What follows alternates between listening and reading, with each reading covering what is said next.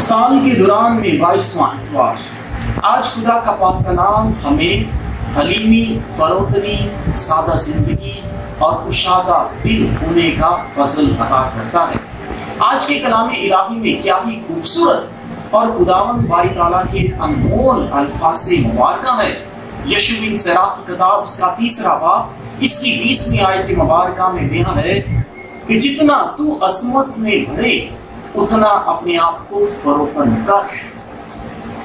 جتنا تو عظمت میں بڑھے اتنا اپنے آپ کو فروتن کر۔ عظمت میں بڑھنا مطلب اختیار میں، رتبے میں، اعلیٰ ظرفی میں، نام میں، مقام میں بڑھے اتنا اپنے آپ کو فروتن کر۔ لیکن ہمارے یہاں کیا ہوتا ہے؟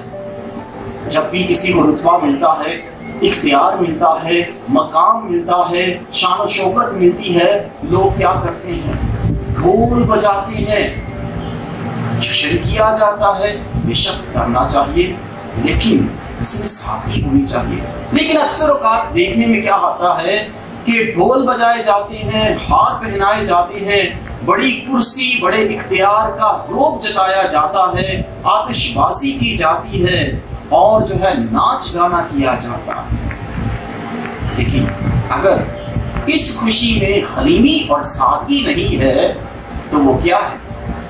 وہ شاید تھن تھناتا پیتل اور جھنجھناتی چھاچھ کی مانند ہے۔ بس خداوند فرماتا ہے کہ جتنا تو عظمت میں بڑھے اتنا اپنے آپ کو فروتن کر، یعنی حلیم اور فروتن، سادگی اپنا۔ تو کیا ہوگا کہ خداوند کی خوشنودی تجھے حاصل ہوگی۔ یہ خداوند کی خوشنودی کیا ہے؟ یہ خدا کا فضل ہے، یہ خدا کی برکت ہے، خدا کی رحمت ہے، خدا کی مسرت ہے، خدا کی طرف سے خوشی ہے جو اس شخص کو حاصل ہوگی کہ جیسے جیسے وہ مقام میں، رتبے میں بڑھتا جاتا ہے، وہ سادگی میں بھی بڑھے، حلیمی میں بھی بڑھے، فروتنی میں بھی بڑھے، سچائی اور راستی میں بڑھے، تو خداوند جو ہے اسے خوشنودی عطا کرے گا۔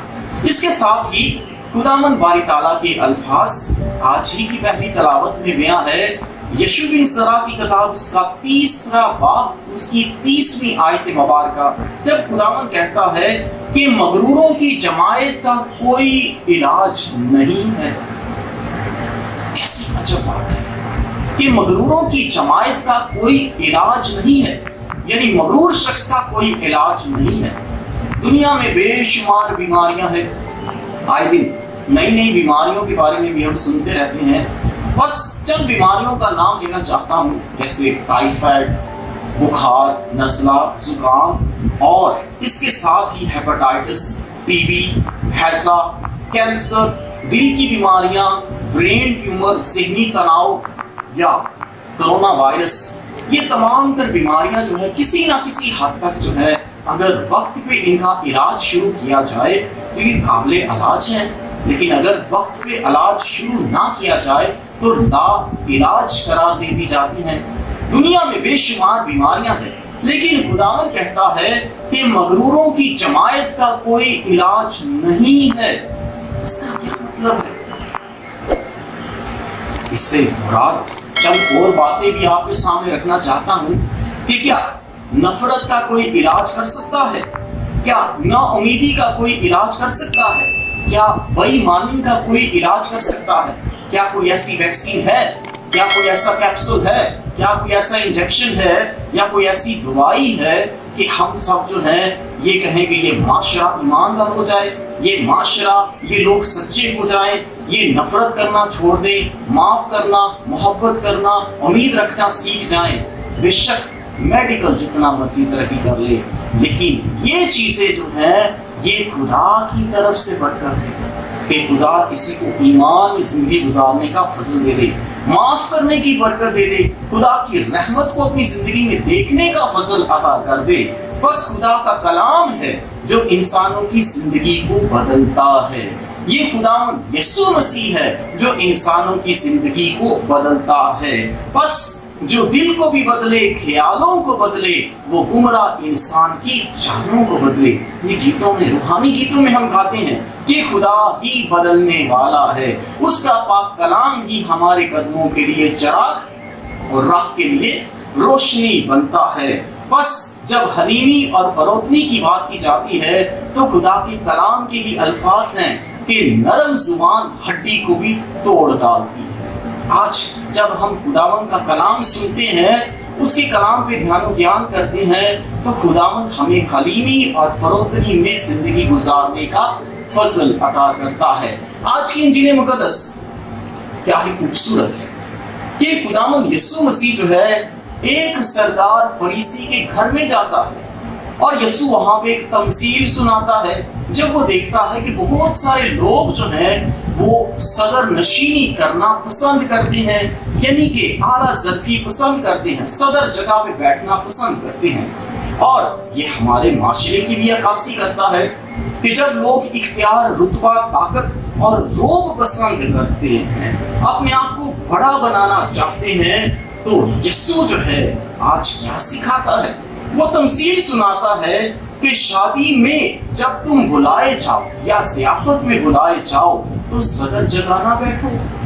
ایسا نہ ہو کہ تجھ سے بھی بڑا کوئی آئے اور تیرا میزبان جو ہے تجھ سے کہے کہ ادھر نیچے آ کے بیٹھ، بلکہ جب تو ضیافت میں جائے، شادی میں جائے تو نچلی جگہ پہ بیٹھ، تاکہ تیرا میزبان جب تجھے دیکھے تو تجھے اوپر بلائے، تو مہمانوں کے سامنے تیری عزت ہوگی۔ یعنی خداوند جو ہے سکھاتا ہے کہ جو کوئی اپنے آپ کو بڑا بنائے گا وہ چھوٹا کیا جائے گا، اور جو کوئی اپنے آپ کو چھوٹا بنائے گا وہ بڑا کیا جائے گا۔ آج جب ہم اپنے سیاسی حالات دیکھتے ہیں، اپنے ملکی حالات دیکھتے ہیں، مذہبی حالات بھی دیکھتے ہیں، مذہبی حالات کے بارے میں کلام میں ہی کیا بیان ہے کہ جب زبدی کے بیٹے یسوع کے پاس آتے ہیں اور ایک کہتا ہے کہ ایک اس کے دائیں اور ایک اس کے بائیں بیٹھے، تو یسوع کیا کہتا ہے کہ یہ اس کی بادشاہت میں ایسا نہیں ہے، بلکہ جسے خدا خود عطا کرے، ٹھیک ہے، جسے خدا خود عطا کرے۔ سیاسی حالات میں دیکھا جائے کہ سیاسی حالات میں آج کل کیا ہو رہا ہے کہ ہمارے معاشرے میں جو ہے آئے دن ہم نئے نئے نعرے سنتے رہتے ہیں، نئی نئی باتیں سنتے رہتے ہیں۔ بس اس کے پیچھے جو ہے ایک خوبصورت جو ہے کہیں بات میں آپ کے سامنے رکھنا چاہتا ہوں کہ سیاسی اور مذہبی حالات کو سامنے رکھتے ہوئے کہ ہمارے معاشرے میں ناکامی کی بڑی وجہ جو ہے وہ ذہنوں کو قید کرنا اور زبان کو ڈھیل دینا ہے۔ ذہنوں کو قید اور زبان کو ڈھیل دینا۔ ذہنوں کو قید کیسے کیا جاتا ہے؟ جیسے مذہبی فرقہ واریت کو فروغ دینا۔ بے شک تمام تر مذاہب جو ہیں امن اور سلامتی کا درس دیتے ہیں، لیکن ہر کوئی مذہبی طور پہ اپنے آپ کو بڑا بنانے کی کوشش کر رہا ہے۔ بس خدا سب کا خالق اور مالک ہے، وہ سب کا پالن ہار ہے، وہ سب کا رب ہے، اس نے دنیا کو خلق کیا ہے۔ مذہبی فرقہ واریت کی بجائے امن اور سلامتی اور انسانیت اور محبت اور معافی کو فروغ دیں، لیکن بہت دفعہ ایسا نہیں ہوتا، ذہنی قید کر دی جاتی ہے۔ اسی طرح ہم دیکھتے ہیں کہ ذات پات کے نام پہ لوگ تقسیم ہیں، برادری کے نام پہ لوگ تقسیم ہیں، سیاسی پارٹی باسی کے نام پہ لوگ تقسیم ہیں، لیکن ہمیں کیا چاہیے کہ ہم محب وطنی کے تحت زندگی گزاریں، ایک قوم ہو کر زندگی گزاریں، اور مذہب کی نہیں، اپنی نہیں، سیاسی پارٹی کی نہیں، ذات پات کی نہیں، بلکہ جو ہے ایک قوم کے فرد ہوتے ہوئے ایک وطن کے لیے کام کریں، محنت کریں، ایمانداری سے، سچائی سے، راستی سے۔ لیکن بہت دفعہ ایسے نہیں ہوتا، بلکہ ذہنی قید میں لوگ ڈال دیے جاتے ہیں، جس کی وجہ سے ہمارا ملک جو ہے وہ مشکلات کا سامنا کر رہا ہے۔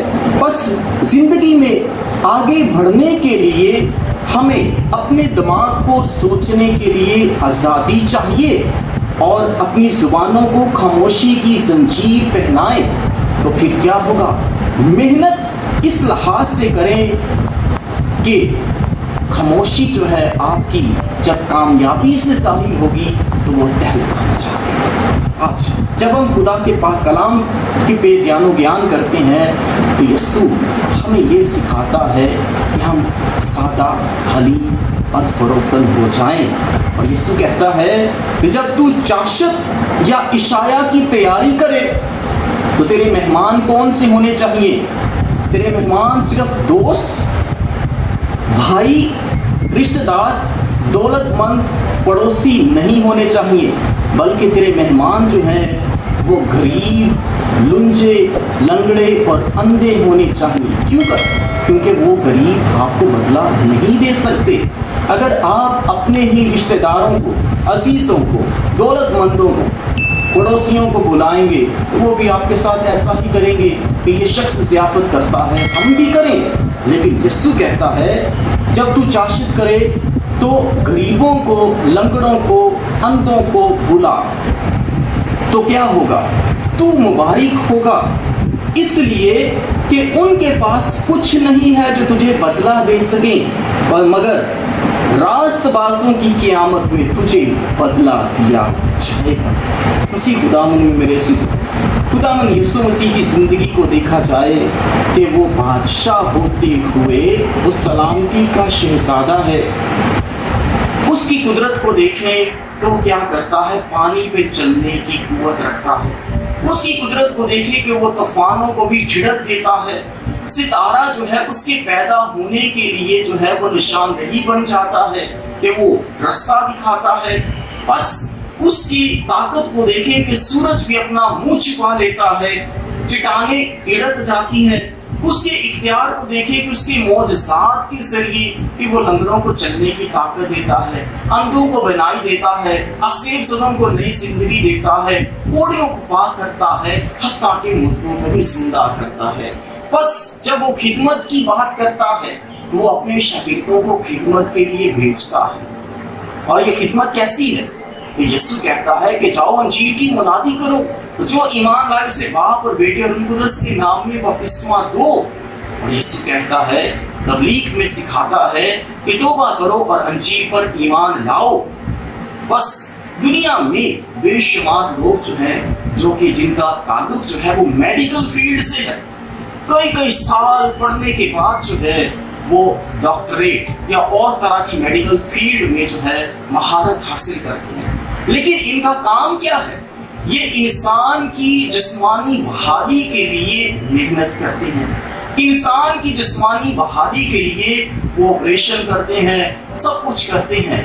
لیکن جب خداوند نے رسولوں کو چنا تو وہ صرف جسمانی بحالی نہیں ہے بلکہ روحوں کو بچانے کا کام ہے، روحوں کی بحالی ہے اور نجات ہے کہ یسوع جو ہے اس کلام سے ہمیں سکھاتا ہے کہ ہمیں کیسی زندگی گزارنی ہے۔ بس وہ نبیوں کے ذریعے، رسولوں کے ذریعے، اپنے چنیدہ کاہنوں کے ذریعے جو ہے وہ ہمیں ایمان سکھاتا ہے، امید سکھاتا ہے، محبت بھری زندگی سکھاتا ہے، سلامتی میں رہنے کا فضل عطا کرتا ہے، پر امید ہونے کا فضل عطا کرتا ہے۔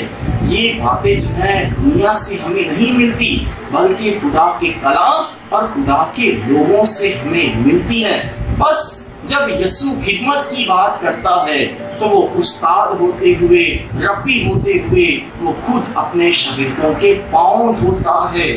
یہ اس کی حلیمی اور فروتنی ہے۔ بس وہ خود کہتا ہے کہ میں حلیم اور دل کا فروتن ہوں، میرے پاس میں حلیم اور دل کا فروتن ہوں۔ اور یاد رکھا جائے کہ حلیمی جو ہے وہ تمام تر نیکیوں کی ماں ہے۔ آج جب ہم خدا کے پاک کلام کے دھیان و بیان کرتے ہیں تو اختیار رتبے کے لیے نہیں بلکہ جو ہے حلیمی اور فروتنی میں زندگی گزاریں تو خدا برکت دینے والا ہے، وہی زندگی دینے والا ہے اور وہ ہمیں اپنی برکات اور فضائل سے نوازے۔ اسی مسیح ہمارے خداوند کے وسیلہ سے، آمین۔